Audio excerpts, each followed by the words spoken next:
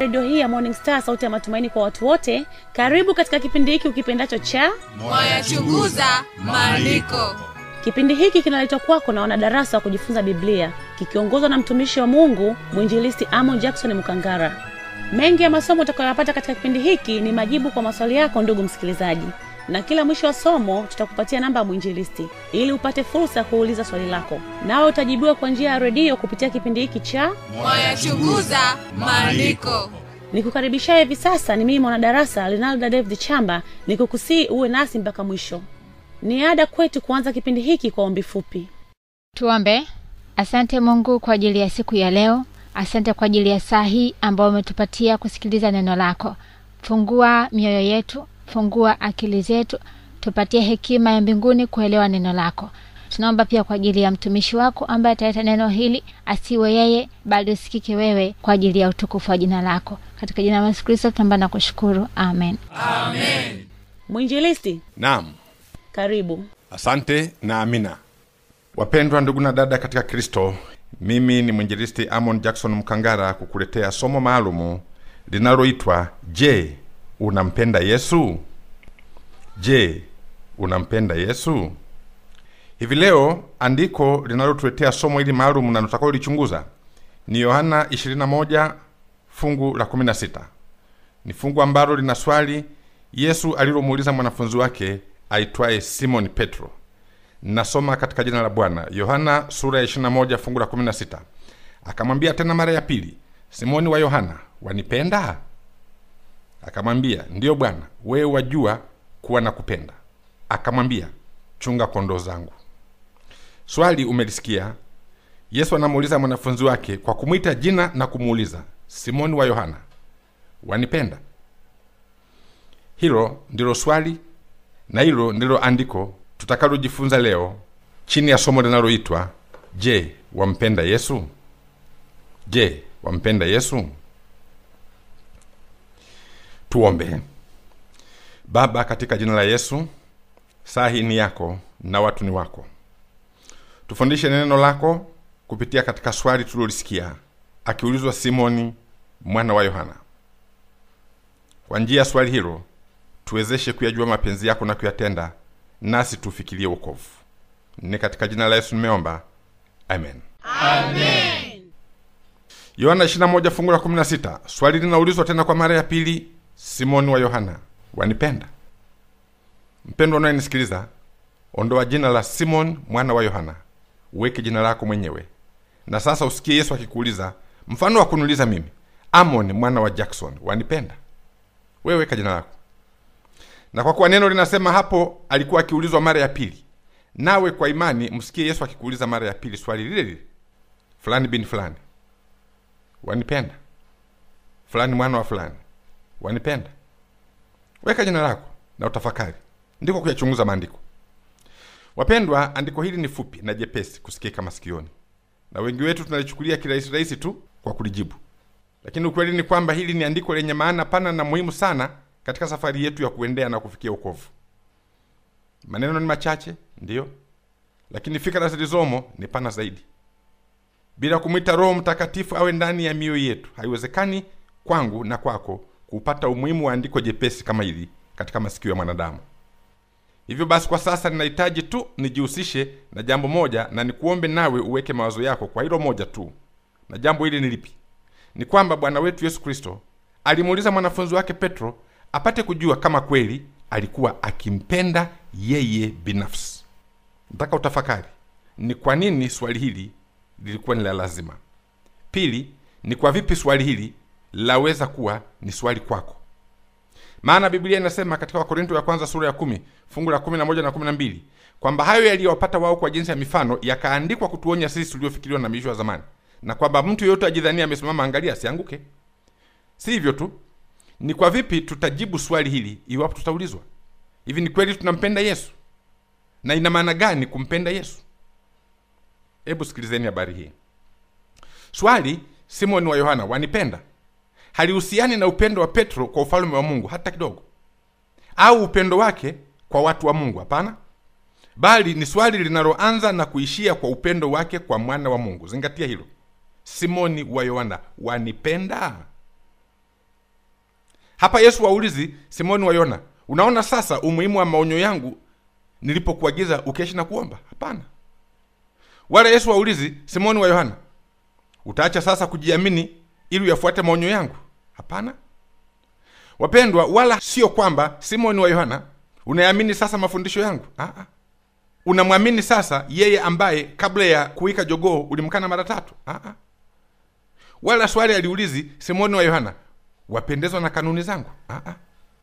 Je, bado utaendelea kukiri kwamba mimi ni mwana wa aliye juu? Mambo haya yote hayaulizwi. Ulizo ni moja tu, Simoni wa Yohana, wanipenda? Kwa maana nyingine, Amon wa Jackson, unao mshikamano binafsi nami katika nafsi yako? Wapendwa, napenda muone hapa ya kwamba Yesu anamwita Petro kwa jina lake la zamani, jina alilokuwa nalo kabla hajaongoka, Simoni wa Yohana. Kwa nini? Iko hivyo kumkumbusha kile neema ilichokuwa imemfanyia, na kisha anamuuliza tu juu ya upendo wake kwake. Swali linahusu mshikamano wake binafsi na Bwana wake, na hilo ndilo somo langu pekee hivi leo. Je, wampenda Yesu? Sasa uliangalie hili, msikilizaji wangu, kwamba Bwana wetu na Mwokozi wetu daima alimuuliza Petro swali hilo lililonyoka, lisilo na mizengwe. Hakusema, Simoni wa Yohana, waungama sasa juu ya upumbavu wako, hata kidogo. Wapendwa, kuungama ni neema iliyobarikiwa na inahitajika, lakini ilikuwa ni busara kuangalia kwanza upendo wa Petro, kwa sababu ni dhahiri kwamba kama mwanafunzi anampenda mwalimu wake, atajutia milele kwamba alimkana. Na ajabu ni hii, kwamba Bwana Yesu hata hamuulizi mfuasi wake huyu juu ya imani yake, ambayo hiyo ndiyo ingetiliwa mashaka, maana ni mwanafunzi huyu aliyekula viapo akisema, simjui mtu huyu. Lingekuwa ni swali muhimu basi na la maana sana aulizwe juu ya imani yake kwa Yesu. Lakini hilo lilijibiwa pale Petro alipojibu juu ya upendo wake, ya kwamba anampenda Yesu, maana yeye apendaye huamini, na hakuna mtu anaweza kumpenda Mwokozi ambaye hamwamini. Bwana Yesu aliacha yote yale ambayo yaweza kufikiriwa, au pengine niseme kwamba aliyaingiza yale mengineyo yote katika hili jambo moja tu, na kulifanya liwe swali kwa mwanafunzi wake, Simoni wa Yohana, wanipenda? Amon mwana wa Jackson, wanipenda? Mpendwa msikilizaji, tafadhali jifunze kutoka katika ukweli huu kwamba kitu kimoja kinahitajika, nacho ni hiki, kwamba upendo wako kwa Yesu ndio muhimili mkuu wa kutazamwa. Swali hili Bwana aliliuliza mara 3 kwa wanafunzi wake, kana kwamba anataka aonyeshe kuwa ndilo la kwanza, ndilo la pili na la 3 katika umuhimu. Ni swali la msitizo sana, sawa na pengine kuzidi kile ambacho watu walio mahiri katika kunena hutumia, na nini? Ni sentensi za mkazo kwa kuzirudia rudia, ili wasikilizaji wao waone kwamba hicho kisemacho ni cha umuhimu mkubwa sana.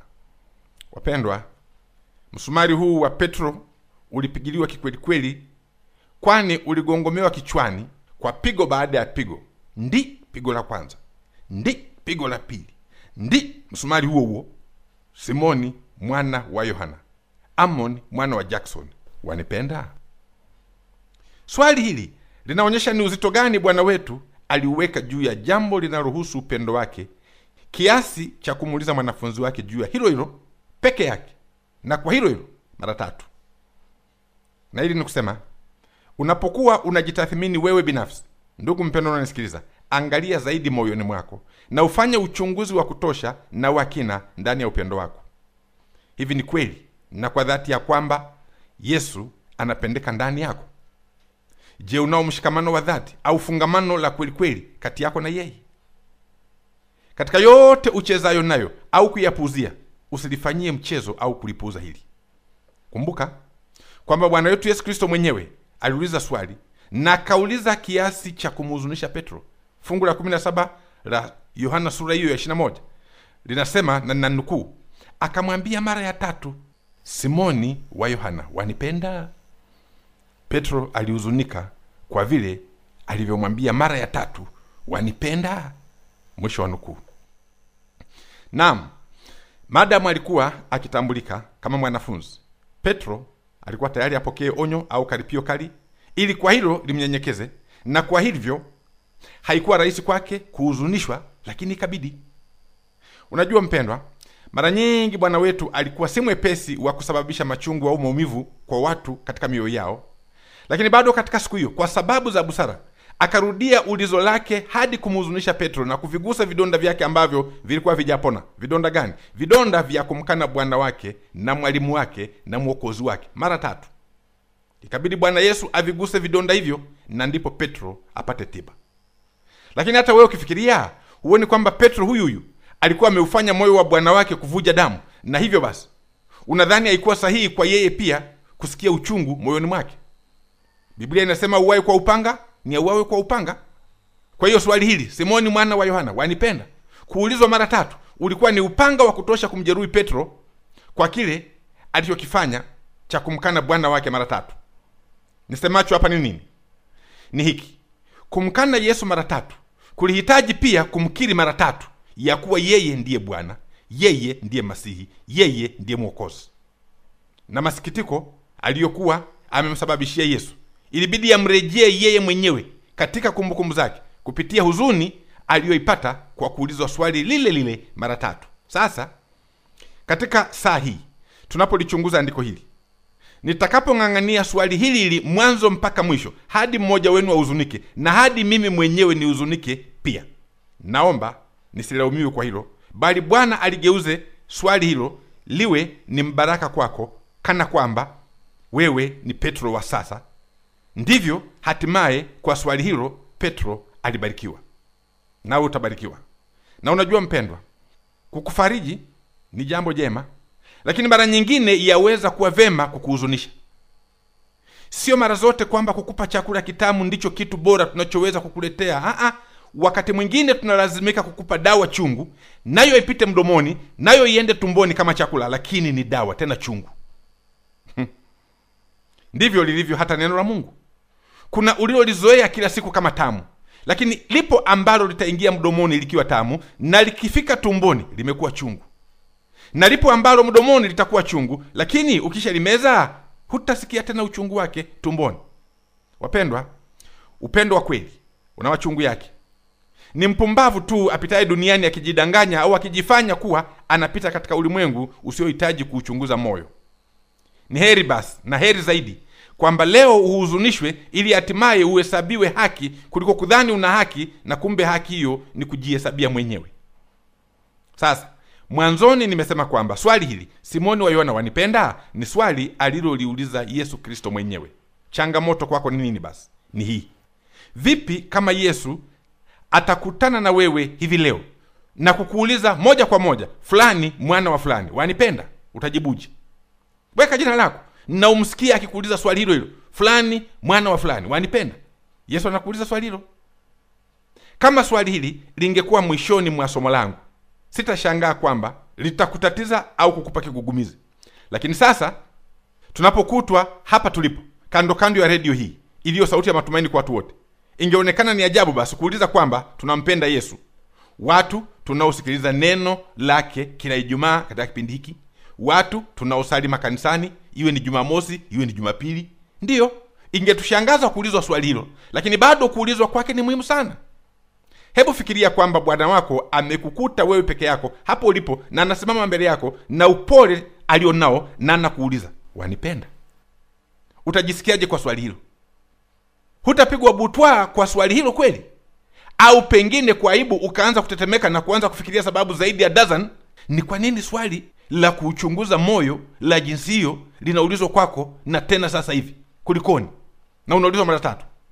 Kwa hakika utababaika na utauchunguza moyo ukijiuliza mengi. Ni kwa nini upendo wako unahojiwa? Ni wapi ulipojikwaa? Ni wapi ulipoanguka? Mbona huyu aulizaye ndiye uchunguzaye moyo wa mwanadamu? Na kwa nini akuulize mara 3? Mara ya kwanza amekuuliza, umejibu, akasikia, lakini bado akarudia swali lile lile mara ya pili, ukajibu sawa na mwanzo, bado hakukuachia. Safari ya 3 sasa anakuuliza swali lile, wanipenda? Kuna nini? Kulikoni? Mpendwa msikilizaji wangu, ama kwa hakika ikitokea hivyo, huna budi kuchunguza moyo wako, na katika kuchunguza yapo mengi yatakayokuhuzunisha. Aliyapata Petro alipouchunguza moyo wake, nawe pia ni hakika utayapata utakapouchunguza moyo wako kwa swali hilo hilo dogo na fupi na jepesi, fulani mwana wa fulani, Amon mwana wa Jackson, wanipenda. Kazi ipo. Sasa basi, nikuombe ulipokee swali hilo hivi sasa, kana kwamba ni kweli natoka kwenye kinywa cha Bwana wako Yesu Kristo, na linakuijia wewe peke yako. Usimfikirie mwingine aliye karibu na wewe, kwamba ni baba au ni mtoto au ni mama, kwamba ni mchungaji au mzee wa kanisa au mtu mwingine, bali wewe peke yako, wewe unayenisikiliza sasa hivi. Sahau kwamba swali hili unalisikia kutoka kwa kinywa cha mwinjilisti au kwamba limeandikwa katika Biblia. Achana na hiyo. Wewe lichukulie kwamba limeulizwa kwako na Yesu. Yesu aliyekukomboa na mauti ya pili na kuzimu na jehanamu, anakuuliza, wanipenda? Tuanzie hapa na ndipo tuendelee. Hii ni staili ya aina yake, ndugu yangu, katika kuyachunguza maandiko. Na kwa staili hii wengi wenu mtabarikiwa kuliko mlivyotegemea, iwapo mioyo yenu itamruhusu Roho wa Mungu awe mwalimu kiongozi, anene nawe. Naam, huyu Yesu aliyekukomboa kwa damu yake ya thamani, hapa anazungumza na wewe peke yako, japo anao pia wanafunzi wake wengine hapa na pale, lakini katika hili anakuuliza wewe peke yako. Hivi unafikiri hakuna sababu? Si hivyo tu, anapokubagua kutoka katika kundi la wanafunzi wenzako, haishi hapo. Piga picha akikukazia macho na kukuuliza, fulani mwana wa fulani, Amon mwana wa Jackson, weka jina lako wewe pale. Anakuuliza, wanipenda? Ni swali la lazima, na ni lazima utajua kuna neno, kuna shida mahali fulani katika maisha yako, maana swali lenyewe ni lako peke yako. Sasa katika kujibu, usitafute mwingine akusaidie kujibu, au mjibu watu wawili, la, jibu peke yako. Maana hajauliza akisema, Amon mwana wa Jackson, mnanipenda? Hata kidogo hajauliza hivyo. Washiriki wa kanisa, wazee wa kanisa, wachungaji wa kanisa, mnanipenda? Hata sio swali. Swali ni lako wewe, mtu mmoja, mtu binafsi. Kabiliana nalo jinsi lilivyo na si vinginevyo. Achana na kumwazia Nathanael au Tomaso au wana wawili wa Zebedayo, wana wa ngurumo. Hili ni la kwako wewe peke yako. Anakuuliza, wanipenda? Kama Petro, naamini jibu lako litakuwa ni kusema, ndiyo Bwana, nakupenda.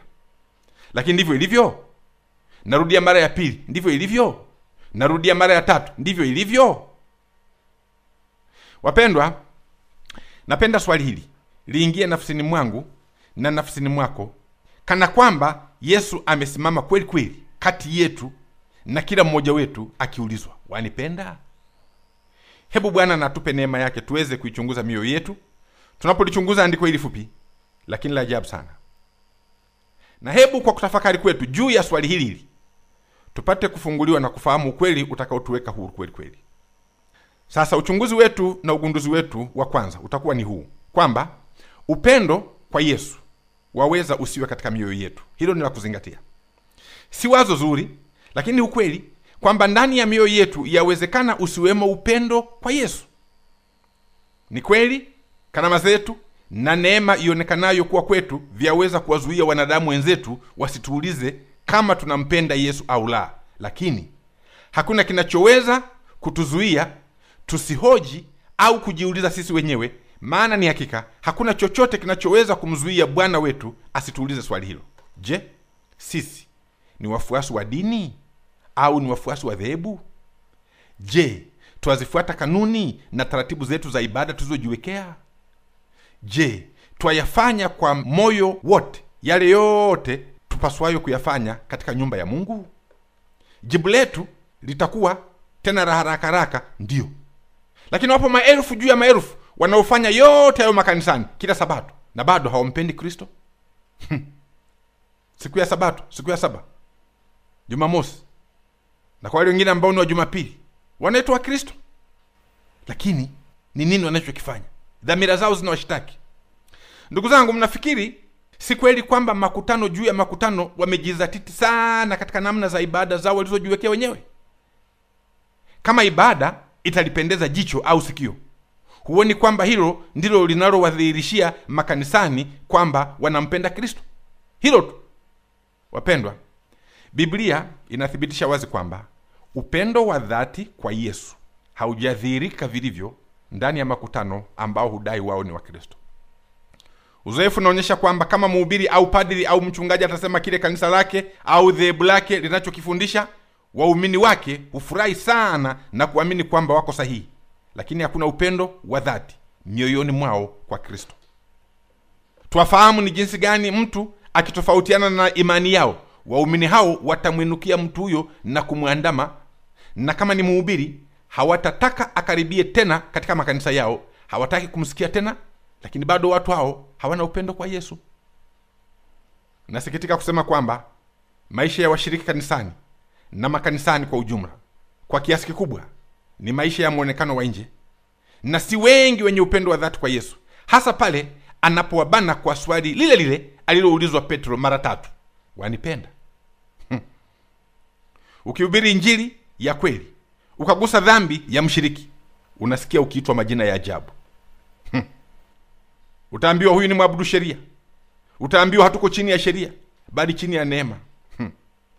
Lakini watu wa aina hii wajua kama mhubiri anahubiri sheria au amri au mausia au maagizo, hayo ni ya Mungu. Na Yesu mwenyewe anasema katika Yohana 14:15, mkinipenda mtazishika amri zangu. Lakini washiriki hawa wanapenda waitwe kuwa ni wa Kristo, ni wafuasi wa Kristo, lakini amri zake hawazitaki. Ndio maana swali la Petro kwako na kwangu liko pale pale, wanipenda? Na unajua ndugu nene, sikiliza nikwambie kitu. Imani ambayo imebarikiwa ni ambayo huhusika na Yesu, kwa vile maandiko yanasema yeye ndiye kweli, yeye ndiye njia, yeye ndiye uzima. Maungamo ya kweli ni yale ambayo yanamfanya mtu aliye kwa kuyaona majeraha ya Yesu aliyoyapata kwa ajili yetu, ili kwa kuchubuliwa kwake na kwa kupigwa kwake sisi tupate kupona, sisi tupate kuokolewa. Mimi nayaona mafundisho juu ya neema kwamba ni vazi la Bwana wetu Yesu Kristo, na ni manukato mazuri na manemane na uvumba. Ninaona sheria na amri na mausia na maagizo yaliyo katika Injili, naam, kwamba ndicho kiti chake cha enzi anachokalia, na ninakifurahia kiti hicho cha enzi. Yeye mwenyewe ni wa kupendeka, na kumpenda yeye ndiyo moyo wa dini ya kweli. Sasa kama wewe humpendi kisawasawa, waweza kuwa na namna zote za dini zako za maonyesho, dini ya nje, lakini bado siri ya Bwana wako, siri ya ushindi dhidi ya dhambi, ukawa huna. Na wapendwa, itakuwa ni ubatili kuitunza Sabato lakini ukamsahau Bwana wa Sabato. Ni ubatili kulipenda kanisa au kulipenda hekalu ukamsahau kuhani mkuu. Mambo hayo. Ni ubatili kuipenda harusi lakini ukaacha kumpenda bwana harusi. Kwa hiyo Yesu anakuuliza, wanipenda? Hilo ndio swali. Sasa Petro aliulizwa swali hili. Alikuwa ni miongoni mwa wanafunzi 12 wa Yesu. Hawa ndio walioanzisha kanisa la mitume, kanisa la awali. Lakini ikawa ni lazima Yesu amuulize Simoni wa Yohana, wanipenda? Na hili lilikuwa muhimu kwa sababu alikuweko mmoja wa mitume ambaye hakumpenda Yesu. Ndio. Yupo aliyemuuza Yesu kwa vipande 30 vya fedha, Yuda. Wapendwa, jina la Yuda liingie mioyoni mwetu na kutupa tahadhari. Yawezekana kabisa ukawa ni mfuasi wa Yesu, mchungaji, mwinjilisti, mshiriki wa kanisa wa kawaida, lakini tamaa ya fedha ulionayo ikatosha kumuuza Bwana wako. Uchunge sana. Twaweza kuheshimika sana kanisani na kuwa na madaraka makubwa na mvuto, lakini tukaishia kuangamia kwa tamaa zetu wenyewe. Iwe ni tamaa ya madaraka, iwe ni tamaa ya fedha, iwe ni tamaa ya uzinzi. Dhambi 3 kubwa zinazowanyemelea viongozi makanisani.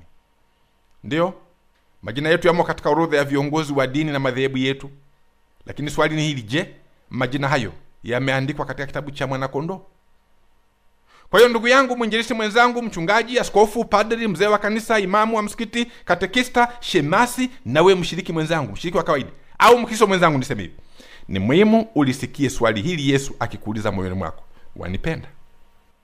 Na mnajua wapendwa, Biblia inasema Petro, Yakobo na Yohana ni watatu waliopendwa sana miongoni mwa wale 12. Ni watu walioshuhudia miujiza mingi ya Bwana wetu Yesu Kristo aliyoifanya sirini pasipo watu wengine kuiona. Ni wao peke yao waliomuona akibadilika uso katika ule mlima. Ni wao peke yao waliomuona Musa na Elia wakishuka kutoka mbinguni na kuungana na Yesu katika mlima huo. Ni wao peke yao waliomuona akiteseka na kutokwa jasho kama damu katika bustani ya Getsemane. Lakini bado, japo walipendwa sana, Bwana wao akaona ni lazima amuulize kiongozi wao Simoni mwana wa Yohana. Akaulizwa, Simoni mwana wa Yohana, Wanipenda? Ndugu yangu, kaka na dada unayenisikiliza hapo ulipo, na wewe umekuwa katika mlima Tabor. Biblia inasema umekuwa na starehe nyingi maishani mwako, umeangaziwa na nuru za Bwana katika mapito yako, na umekuwa katika ushirika na Yesu katika mateso yake. Ndiyo, umekula mkate wake pia, ndiyo, umekula naye. Lakini ni sharti ukumbuke kwamba yupo mmoja aliyefanya hivyo na bado akakiinua kisigino chake dhidi ya Bwana wake. Na kwa hiyo basi, ni muhimu ndugu yangu, ni muhimu dada na kaka mnayenisikiliza, ujiulize, unampenda Yesu? Ndiyo, unahudhuria shule ya Sabato, unahudhuria kanisani, umejihusisha na kuongoka kwa wengi, wakubwa kwa wadogo, umewatia moyo wengi kwa kila hatua unayoipiga, lakini bado unatakiwa ujihoji, unampenda Yesu au la? Pengine uko mitaani miongoni mwa watu wasiomjua Yesu, nawe kwa ujasiri unahubiri habari zake, unahubiri injili huko mitaani, watu wamjue Yesu na waenende katika njia zake. Swali bado ni lile lile, atakuuliza, wanipenda? Dada yangu mpendo unayenisikiliza, unawatembelea wagonjwa na wenye shida mbalimbali, unafanya mengi yaliyo mema, umejawa na vuguvugu kwa ajili ya mkombozi.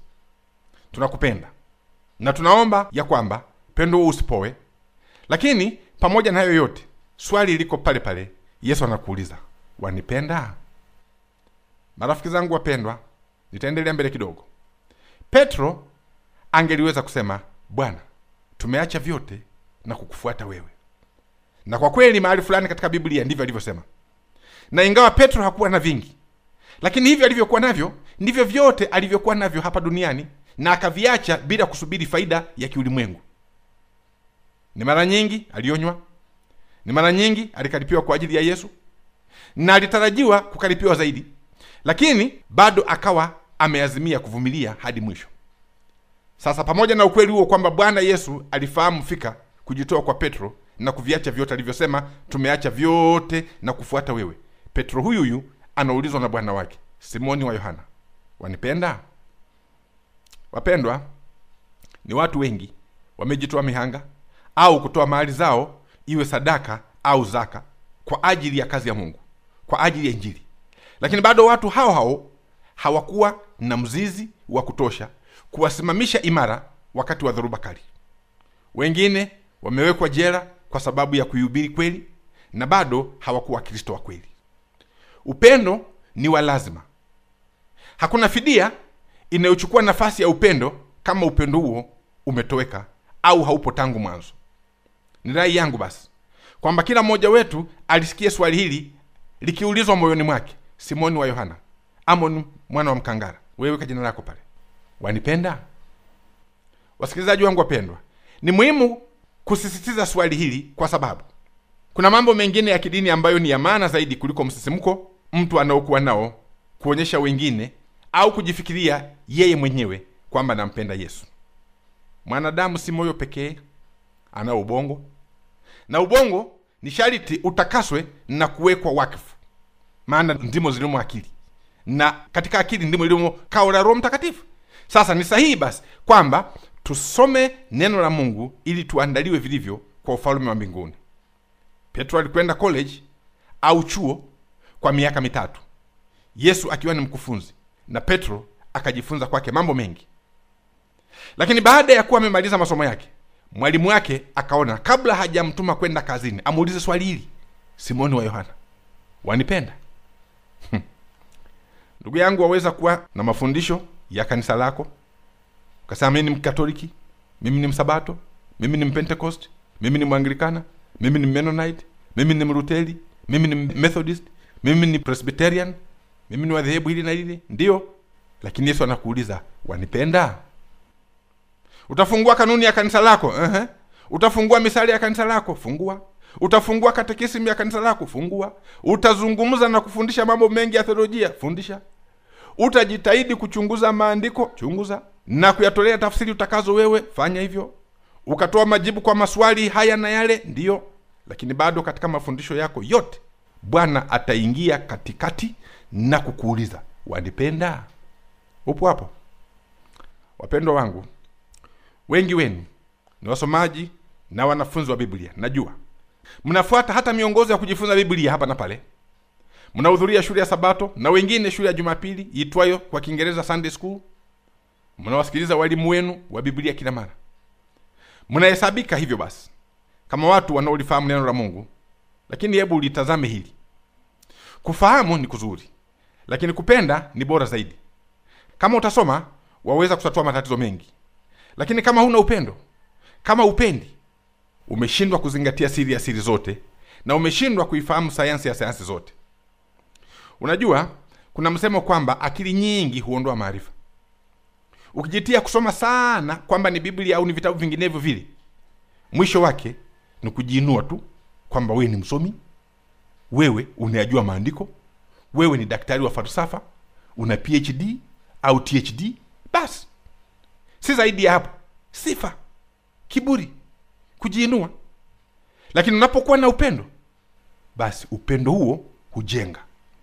Kwa hili nasema basi, ujuzi wako utakuinua, lakini upendo wako utakujenga. Sasa chagua, ujiinue au ujengeke. Na kwa hivi basi, hebu ulitazame upya swali hili tena kiroho. Mwana wa fulani wanipenda? Yesu anakuuliza. Ujibu sasa. Wapendwa, kumpenda Yesu ni kuyatenda mapenzi yake. Kumpenda Yesu ni kutenda kazi yake. Ukimfikiria Petro aliyeulizwa swali hilo, alikuwa amesonga mbele kwenda kuhubiri Injili. Hata mapepo yalimuogopa na kumtii. Petro aliweza hata kuponya watu kwa wao tu kupita katika kivuli chake. Na Bwana alikuwa amemweka wakifu kufanya hata makubwa kuliko hayo. Lakini licha ya yote hayo aliyokuwa amefanya au ambaye angefanya mbele, Petro, upendo wake ulihitajika kuthibitika. Ingawa kwa imani miguu ya Petro ilitembea juu ya maji, ambapo hakuna miguu mingine ya mwanadamu iliwahi kufanya hivyo isipokuwa ya Yesu Kristo, bado ni lazima Petro aulizwe swali, Simoni mwana wa Yohana, wanipenda? Wapendwa, ni Petro huyu ambaye hapo awali alikuwa amevuta nyavu zenye samaki wengi pale nchi kavu kwa uweza wa Yesu. Lakini hili halikumthibitisha kuwa anampenda Yesu. Naam, wapo wahubiri wa Injili miongoni mwetu ambao tumeleta samaki wengi sana katika nyavu zetu hadi nchi kavu katika jina la Bwana Yesu. Na samaki hao wamekuwa watendakazi wazuri sana kwa kuleta wengine kwa Yesu. Lakini hilo haliwaepushi swali hili kutoka kwake, akimuuliza mtu mmoja mmoja, wanipenda? Anapenda waweke nyavu zao kando kwanza, waseme naye, wajibu swali hili, wanipenda? Ndio.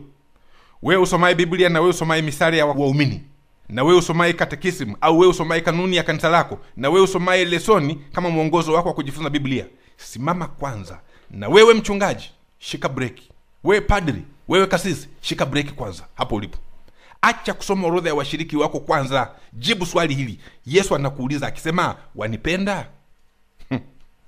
Ingia ndani ya chumba chako moyoni mwako wewe mwenyewe na ulijibu swali hili. Tena unaulizwa mara ya 3, wanipenda? Na swali la Yesu kwako ni pana kiasi hiki. Anasema, kwa jina langu unatoa pepo, kwa jina langu unafanya miujiza mingi, lakini wanipenda? Ndio, ulitupa nyavu upande ule niliokuelekeza na ukawapata samaki wengi, ukawaleta kwangu. Swali ni hili, wanipenda?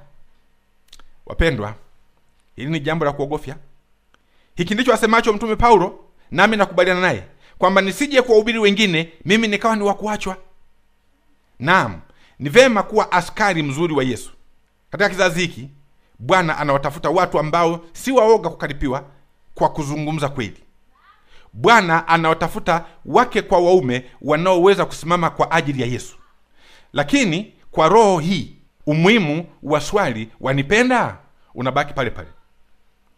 Ndio, mtu anaweza kuwa ni Mprotestanti imara, anaweza kuwa ni Mkatoliki imara, akaweza kuwa Msabato imara, akawa ni Muislamu imara, machoni pa waumini wenzake na hata wasi waumini, lakini bado mtu huyo akawa hampendi Yesu. Wapo na ni wengi.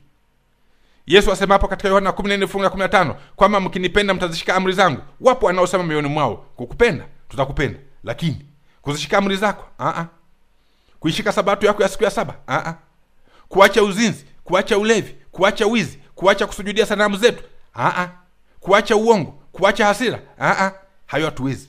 Amri zako ni nzito. Ndivyo tulivyo. Twaweza hata kuitunza sabato ya kweli na tukao na ubatizo wa kweli, tukao tunafahamu ukweli wa neno la Mungu, lakini bado tukawa hatumpendi Yesu. Ndio maana anatuuliza tulio makanisani, anatuuliza tulio wa Kristo, anatuuliza tulio viongozi, mwanadamu, wanipenda? Kuna watu hawanywi pombe, hawaibi, hawazini, hawasemi uongo, wanayapinga maovu mengi, lakini bado watu hao ni wa ulimwengu na wakakosa uzima wa milele, kisa hawampendi Yesu. Kwa majumuisho basi, niseme hivi wapendwa, kwamba haijalishi una cheo gani au elimu gani au heshima gani kanisani mwako na katika jamii, haijalishi umetenda kazi kiasi gani ambazo huitwa kazi za Mungu, vyote hivi havitakupa fursa ya kulikwepa swali aliloulizwa Petro, wanipenda? Livumilie swali hilo basi, umjibu kwa unyenyekevu wakati anakuuliza swali hilo hilo mara 3 mpaka wewe uhuzunike. Sasa tugeukie sehemu ya pili ya somo letu, nayo ni kwamba wapendwa, tunalazimika kumpenda Yesu, vinginevyo imani zetu za huko nyuma zimekuwa ni za uongo. Kwanza, haiwezekani mtu kuitwa Mkristo wakati mtu huyo hampendi Kristo. Huyo ni mnafiki. Hebu fikiria hili. Toa moyo ndani ya mwili wa mwanadamu, je, uhai utabaki wapi? Hakuna uhai. Tuko pamoja? Unisikilize mtu wa Mungu. Tumaini lako la kwanza na la uhakika juu ya wewe kwenda mbinguni ukiwa mshindi dhidi ya dhambi ni tumaini uliolipata kwa Yesu. Naam, ulisikia Injili. Lakini Injili pasipo Yesu haikuwa na haijawa na wala haitakuwa habari njema kwako. Unasoma Biblia, ndio?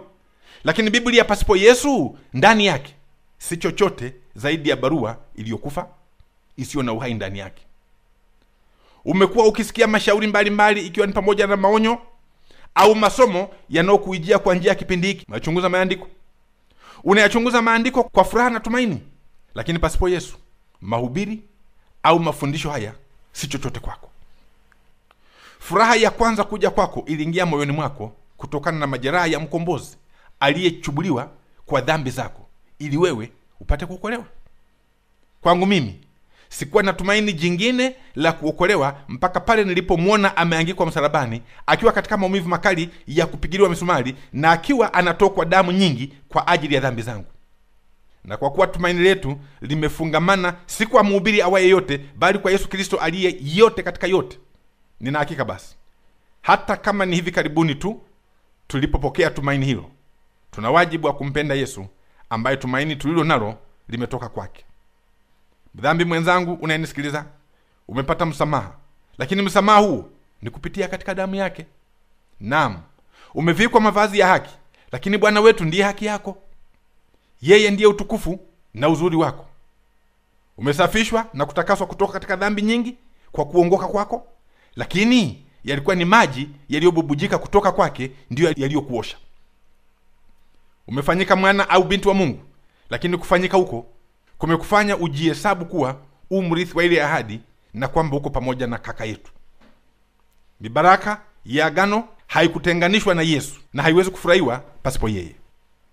Ni kama vile usivyoweza kutenganisha mwanga na joto kutoka katika jua. Lilipo jua ndipo ulipo mwanga na joto lake. Huwezi kuvitenganisha. Kwa hiyo wapendwa, mibaraka yote hutuijia kutoka katika viganja vyake vilivyopigiliwa misumari. Na hivyo basi, kama tumeipokea mibaraka hiyo, ni wajibu wetu kumpenda. Ndiyo, huwezi kutembea juani pasipo kusikia joto lake. Na ndivyo ilivyo kwamba huwezi kumpokea Kristo katika ukamilifu wake na bado usiwe mwenye shukrani au usimpende. Tangu tulipoongoka, tunao wajibu wa kuzingatia vielelezo vyote alivyotuagiza na kutuachia, na tuvifanye kwa kumtii na kumpenda badala ya kuvifanya kwa mtindo tu. Kwa mfano, ubatizo waweza kuchukuliwa kuwa ni tendo tu la kumzamisha mtu katika maji. Aliingia akiwa mkavu, anatoka amelowana. Zaidi, ameondoa uchafu wa mwili kama vile mtu aliyeoga. Ukilichukulia tendo hilo kwa mtazamo huo sio ubatizo. Lakini ukuchukulia kwamba ni kielelezo cha kuzikwa kwetu kwa miili ya dhambi katika kaburi la maji ili tufufuliwe na kuenenda katika upya maisha ndani ya Kristo, tunamwenzi yeye, na kwamba huko ni kushiriki kwetu katika mauti yake na kufufuka kwake kwa njia ya imani. Huo ni ubatizo. Hebu tuje sasa kwenye meza ya Bwana. Ni nini hicho? Ikiwa umpendi Kristo, utaona hicho ni chakula cha kawaida tu, mkate usiotiwa chachu na maji ya mizabibu, basi. Lakini Kristo akiwemo ndani ya chakula hicho, tunakuja mbele zake tukiwa wanyenyekevu, tunakula mwili wake na kunywa damu yake kama alivyotuelekeza. Swali, waweza kulifanya hilo pasipo kumpenda? Haiwezekani. Na kwa hiyo basi, wapendwa wangu, miaka yote hii ambayo umekuwa Mkristo, je, umenena na Mungu? Je, umekuwa ukisali? Je, umekuwa mtu wa maombi? Je, umekuwa unarudisha shukrani kwake? Na kama jibu lako ndio, naliweka kwako kwamba usingeliweza kulifanya hilo ila kupitia kwa Yesu aliyempatanishi. Na kama umenena na Mungu kupitia kwa mpatanishi, huwezi ukaacha kumpenda yeye aliye mlango kwako, ambaye bila yeye mtu awaye yote haji kwa Baba ila kwa njia yake. Pendo unanisikiliza, unatarajia kufa ukiwa mshindi, lakini ni mpaka yeye akupe usingizi wa mauti na kukupumzisha na taabu zako. Unatarajia kufufuliwa katika wenye haki, lakini ni mpaka yeye akuweke katika malimbuko ya nchi, wazaliwa wa kwanza wa waliokufa. Naam, unatarajia kuirithi nchi, lakini utairithi ukiwa na yeye. Unatarajia kuishi miaka 1000 mbinguni na kutawala naye. Ni kusema pasipo yeye hutaiona mbingu wala hutatawala naye. Vema, sehemu yetu ya tatu kuifikiria ni hii, kwamba ni sharti tumpende Yesu, vinginevyo huko mbeleni hatuna chetu. Unajua mtu wa Mungu, hatujamaliza maisha yetu hapa duniani katika safari tulionayo kuendea wokovu. Safari hii inamtegemea Yesu. Sasa yote yatatunyokea iwapo tu tutampenda Yesu. Lakini tukienda kinyume cha hapo, tutaharibikiwa. Kwa mfano, Petro anaitwa awalishe na kuwachunga kondoo. Lakini kwa mchungaji mwema, sifa yake ya kwanza si kulisha au kuchunga kondoo, bali ni kumpenda Kristo. Na hapa kuna somo. Yesu anapomwambia Petro alishe na kuchunga kondoo wake, ana maana ya kumtia kwanza katika mtihani, aone kama nampenda au la. Ndiyo, sifa ya kwanza kwa mchungaji ni awe na moyo wa upendo. Na hili ulifahamu, ya kwamba lililo la kweli kwa mchungaji ni la kweli pia kwa mtumishi awaye yote, ni la kweli pia kwa mshiriki wa kawaida. Upendo ni wa lazima, ndugu yangu. Uweze kumtumikia Kristo iwapo mpendi. Lakini mtasema, mwinjilisti, mimi naweza kufundisha shuleni. Nachokuambia ni kwamba najua unafundisha shuleni, lakini hakuna shule utaifundisha pasipo upendo wa Yesu Kristo. Utafundisha nini huko? Mwinjilisti, lakini nimejiunga na chama na jumuiya inayotenda mema. Ndiyo, nafahamu hilo, lakini umtukuzi Mungu vilivyo huko uliko, mpaka uungane na chama au jumuiya hiyo kama matokeo ya kumpenda Kristo. Wapendwa, wekeni chini vyombo vyenu, maana hamtafanya kazi kwa faida katika shamba la mizabibu ya Bwana mpaka mjifunze kumpenda. Ni heri mizabibu yake ibaki bila kupunguzwa matawi yake, kuliko kutumia mikono iliyokasirika kupunguza matawi hayo. Ni bora uwaache wanakondoo peke yao bila mchungaji, kuliko wewe kuwalinda na kuwachunga na hali ya kuwa moyo wako ni mgumu na wewe si muungwana. Utawauza tu, utawasambaratisha tu. Ikiwa humpendi Bwana wako, hata kazi yake hutaipenda, wala watumishi wake hutawapenda, wala nyumba yake hutaipenda. Ukiwa na mfanyakazi asiye na upendo, mwenye kunungunika juu ya shamba la mizabibu na nyumba ya bwana wake, mtu huyo atakuwa ni mwiba, mtu huyo atakuwa ni wakuleta shida kwa wanafamilia. Upendo ni sharti utoke moyoni, vinginevyo utumishi wa kweli hautatoka katika mikono ya mtumishi huyo. Na kisha wapendwa, ikiwa moyo wako si mwaminifu kwa Kristo, hutaweza kuvumilia kwa ajili ya jina lake. Na unajua, haikuchukua muda mrefu baada ya Petro kuthibitisha kuwa anampenda Kristo, alifia dini. Asingestahili kuitwa mfia dini kama hakumpenda Kristo. Simulizi zinasema kwamba ilipofika saa ya kuuawa kwake, akawaambia wauaji, mimi niangikeni msalabani, miguu juu, kichwa chini, nisiwe kama bwana wangu. Alichagua kifo cha jinsi hiyo kuashiria kwamba alimpenda bwana wake. Wapendwa, yawezekana ndivyo alivyofanya, Lakini hapana shaka Petro aliuawa kwa kuangikwa msalabani, na ni upendo wake kwa Kristo uliofanya awe mshindi. Ndiyo, upendo unakufanya uwe shujaa. Wakati Roho wa Mungu anaamsha upendo ndani yako, Roho huyo huyo anaamsha ujasiri ndani yako.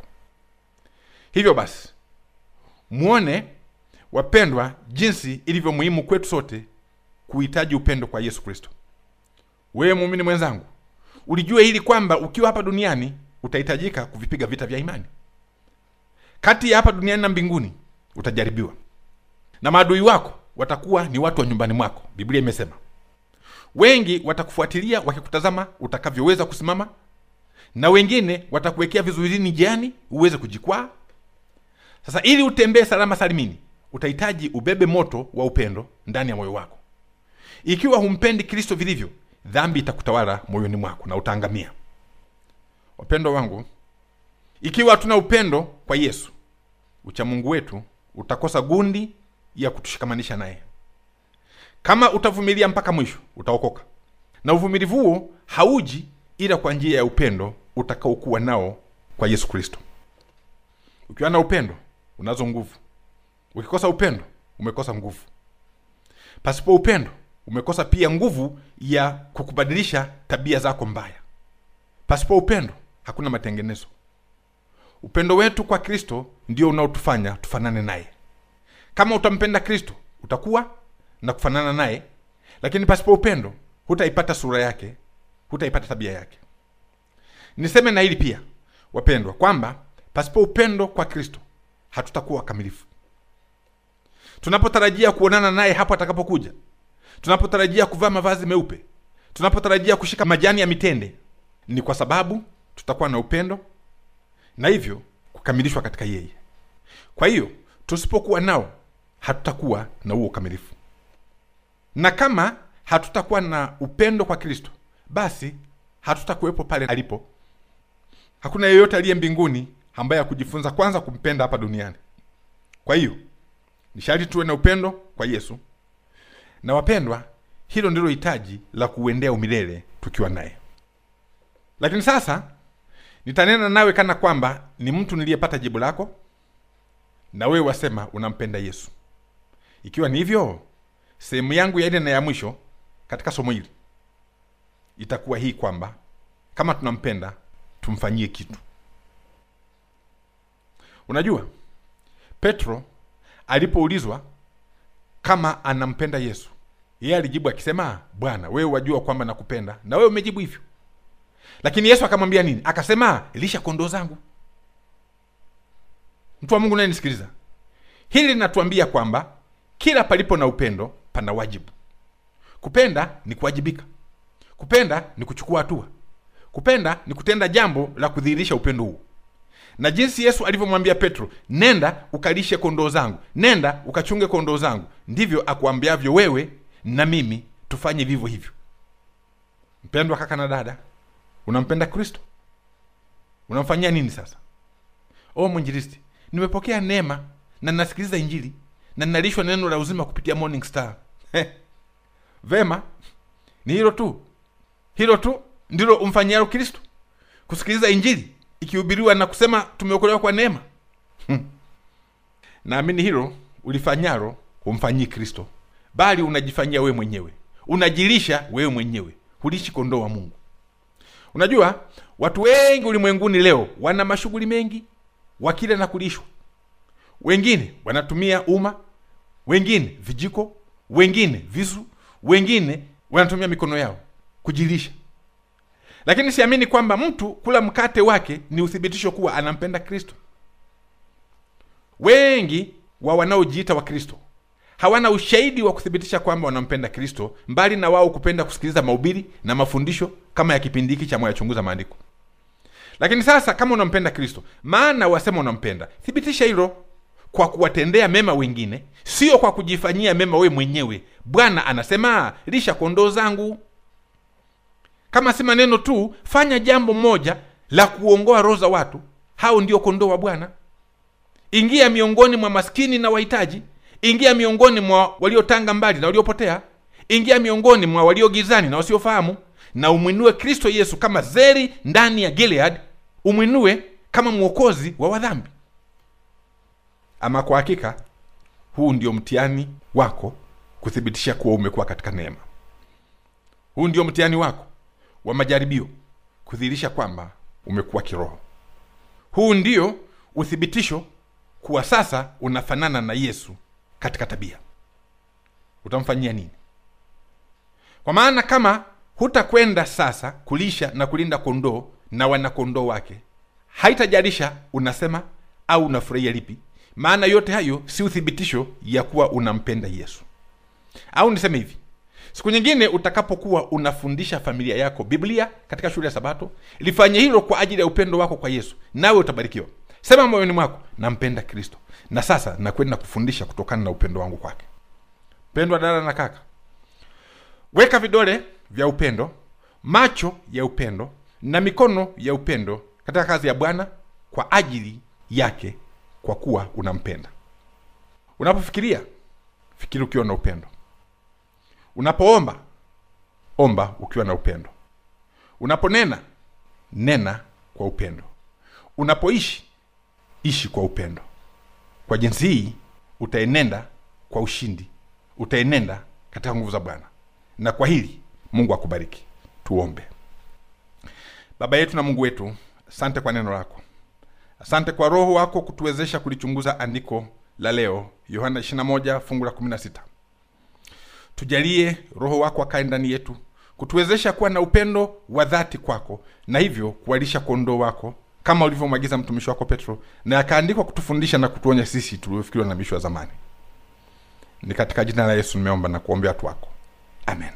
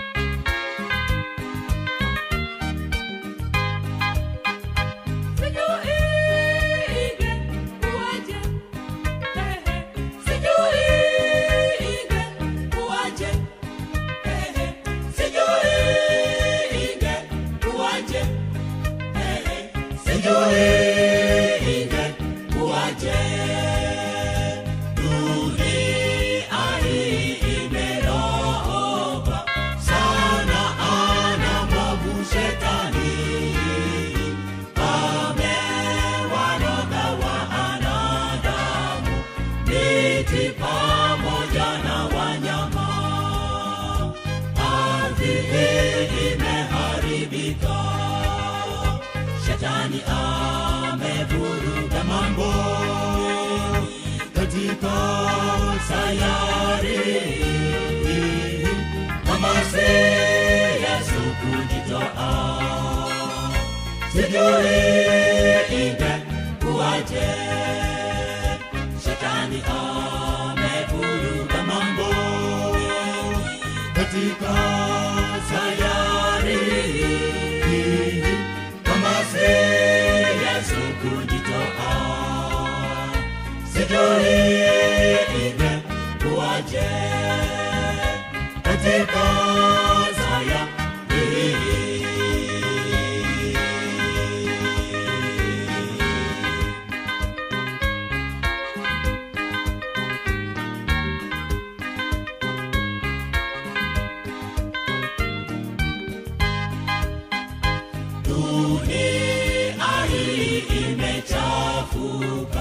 Magonjwa yasiyotibika kwa watu hata na kwa wanyama, kifo kimepata nafasi kwa ajili yake Shetani. Shetani amevuruga mambo katika sayari, kama si Yesu kujitoa, sijui ingekuwaje. Shetani amevuruga mambo katika sayari,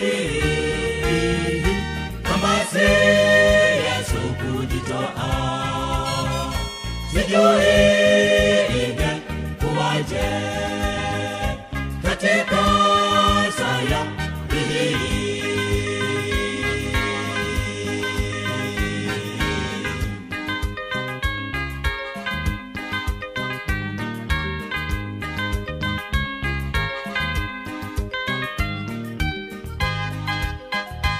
Hapo mwanzoni dunia hii ilikuwa yenye rutuba, vyote vilivyomea juu yake vilipendeza kutazama. Watu waliishi miaka mingi, Shetani amevuruga mambo katika sayari hii. Kama si Yesu kujitoa, sijui ingekuwaje. Shetani amevuruga mambo katika sayari hii. Kama si Yesu kujitoa, sijui ingekuwaje katika sayari hii.